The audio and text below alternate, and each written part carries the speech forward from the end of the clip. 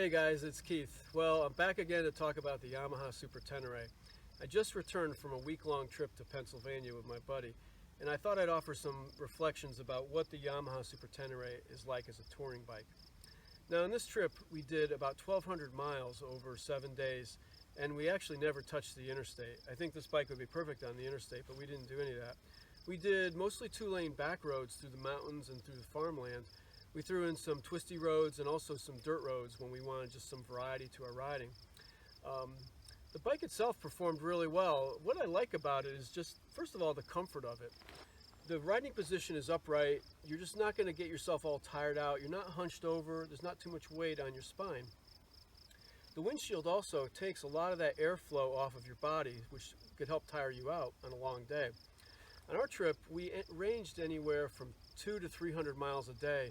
Some days we did just a few because we were doing a lot of sightseeing. The most miles we did was 300. That seemed to be pretty perfect. In fact, the windshield works so good with these winglets here.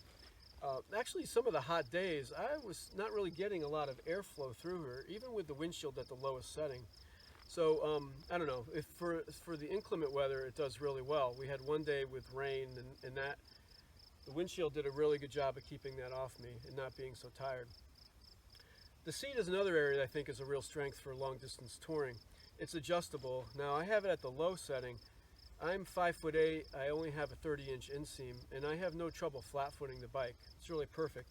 If you're taller, you can raise the seat up a little bit. So I think no matter what size you are, I think this bike is going to fit you pretty well.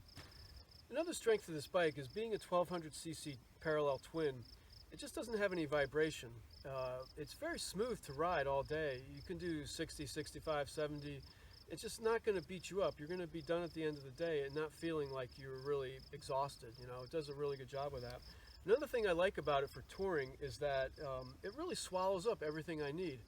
I've got these 3 factory bags on it. They're waterproof, and I was doing a mix of camping and hoteling, and I could put all my camping gear in there without having to lash anything to the back of the seat to make it kind of look like a gypsy caravan, you know. You couldn't tell if I was out on a tour or whether I was just out to drive to work. So it did a really good job with that.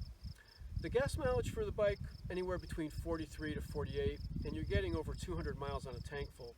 I think that's really perfect for touring. That's about the distance you want when you want to get off the bike and take a quick break. Another thing I noticed as a benefit is I've toured on other bikes before on extended trips. I had a Kawasaki KLR 650 and I had a Yamaha VFR 800. And those bikes had a couple limiting factors. With the Kawasaki, you just couldn't do high-speed cruising. You couldn't, if you had to go 500 miles to get home before you had to get to work the next day, you really couldn't do that on the Kawasaki. This bike, no problem.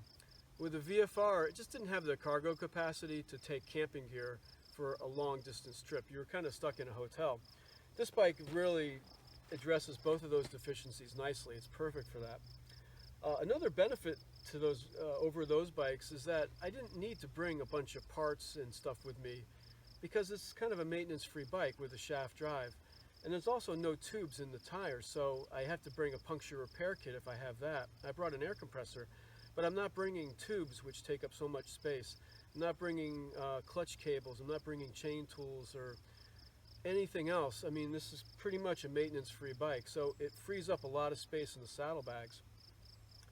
Now, as I searched for any deficiencies with this bike on tour, about the only thing I could come up with is that it's a big heavy bike, you know.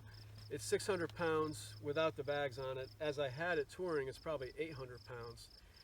Maneuvering it in tight spaces at a campground, something like that, you know, it can be a little bit of a challenge. I didn't have any problems with it, never got dropped, and I haven't dropped it since I've owned it. But just something you have to just adapt to and get used to. I think the size of it is also a strength in terms of the smoothness of taking it down the road and just being able to stay on a track on a road. To wrap things up, I'll just say that the Tenere is a very competent touring bike. I was on the road for a week. I could stay another week on the road. I could stay a month on the road or multiple months. One of the YouTubers I follow, Living Off the Slab, is on a tour of Alaska right now from Massachusetts. He's been on the road over 3 weeks. And I suspect when he gets back that he's going to report the Tenere was just a great bike for him for that kind of a tour. It's perfect for me. I'm really excited to get it out and go touring again. If you have any questions about the Tenere, what it's like to live with it on tour or just day to day, drop them below. I also really appreciate your thumbs up and your subscriptions. I'm going to post some links to my other videos about the Tenere after this, but I really appreciate you watching the video. It builds the channel. Take care. See you next time. Bye.